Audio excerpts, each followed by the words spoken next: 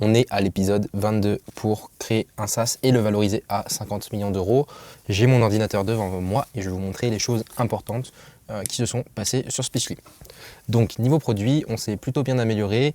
Il y a eu une période un petit peu de flottement parce qu'en fin de compte, Raphaël, le CTO de cette boîte, en fin de compte, doit focus sur le produit et surtout sur refaire toute la base et ça prend du temps. Donc normalement, on a estimé la fin de ce produit demain. Ensuite, nous, on va parler de ma spécialité, le marketing, etc. Qu'est-ce qui se passe, qu'est-ce qu'on va faire, comment on va organiser tout ça, etc. Tout d'abord, j'ai fait un tracker financier que j'avais vu dans une vidéo de Guillaume Moubèche. Et du coup, voilà. Donc ça sera date, ARR, churn, team size, expense, les commentaires, cash in bank, MRR, revenu lost, ARR growth, donc la croissance de l'ARR, et NRR, ça veut dire, en gros, c'est basé sur la rétention d'un client. Ok, ça veut dire qu'en gros, c'est le pourcentage de clients qui restent, etc. en fonction du churn. Si je ne me trompe pas. D'ailleurs, n'hésitez pas à me donner des conseils, etc. s'il y a d'autres métriques à vraiment prendre en compte. Mais déjà, on va rester sur cette base. Je voulais faire sur Airtable, je voulais faire le truc le plus stylé au monde avec des automatisations, etc. Mais des fois, il faut être less is more. Et là, actuellement, on n'a pas besoin de traquer, de faire automatiquement, etc. On va juste écrire tous les jours avec les dates. Et comme ça, on sait exactement. On va faire de façon mensuelle, mais également de façon journalière, parce qu'au moins, c'est pratique. Et voilà.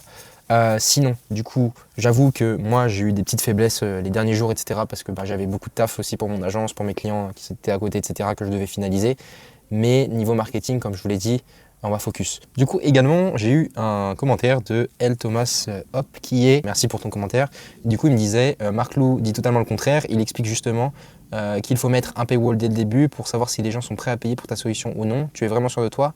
Et à vrai dire, il n'y a pas que Marc qui dit pareil. Du coup, ça, c'est vraiment intéressant parce qu'en fin de compte, peut-être que nous, on a tort, peut-être qu'on a raison, etc. Je pense que en fin de compte, il n'y a pas de bonne ou de mauvaise réponse. C'est-à-dire qu'en fin de compte, ça dépend de la vision qu'on a, ça dépend de nous, qu'est-ce qu'on vise, etc. et qu'est-ce qu'on veut.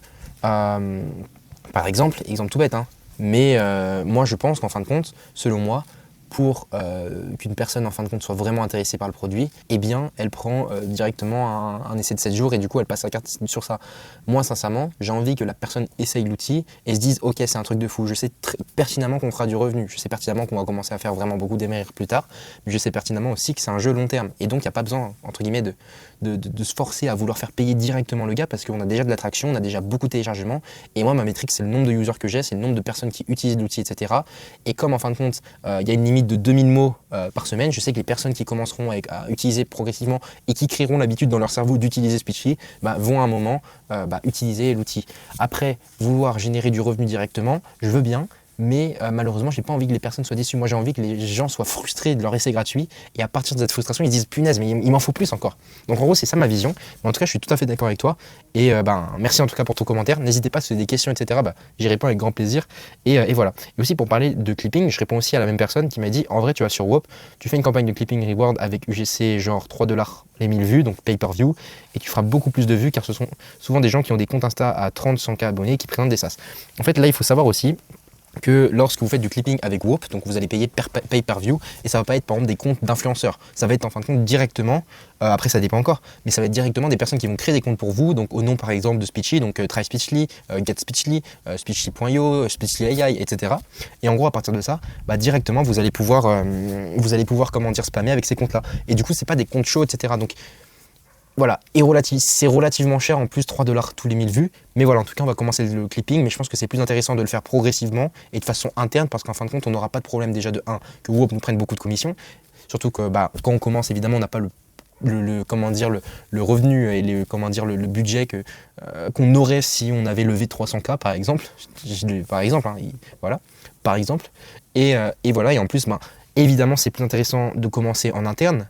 Parce que c'est vrai que c'est une solution qui est simple, efficace, mais quand vous commencez à manager, eh bien au moins vous aurez une base solide et il faut bien commencer à mettre la main dans le cambouis. Et il vaut mieux commencer à mettre la main dans le cambouis maintenant, quand encore c'est calme et encore il n'y a pas beaucoup de croissance, parce qu'au final c'est intéressant. Donc voilà.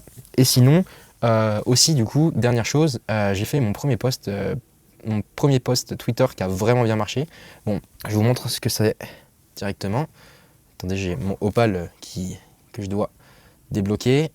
J'ai mon premier qui a fait 4700, donc abonnez-vous d'ailleurs à mon Twitter avec grand plaisir, c'est en anglais donc je suis en train de mettre beaucoup de contenu intéressant et surtout de la valeur sur les SaaS que je mets pas ici, donc abonnez-vous si vous comprenez l'anglais, c'est toujours bénef. Et voilà, mais du coup, premier, pas mal de gens du coup sont allés aussi sur le site.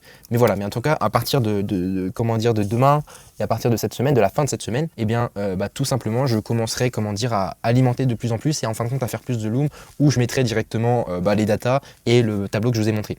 Donc voilà, sinon, on continue les vidéos YouTube. Merci à vous, j'essaye de focus de plus en plus Instagram, etc. Et voilà, sinon niveau moral, j'avoue que je suis heureux parce que à côté j'ai toujours ma petite agence qui fonctionne, donc c'est top. Donc je peux en vivre et du coup je peux focus beaucoup d'énergie sur Speechy. Et voilà, et j'ai des clients formidables.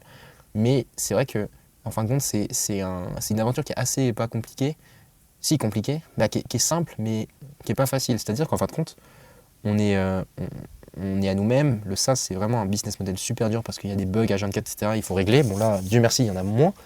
Et tout simplement, c'est un challenge tous les jours de vouloir avancer parce qu'en fin de compte, personne ne nous dit d'avancer. C'est nous qui devons avancer, c'est nous qui devons trouver la solution, etc.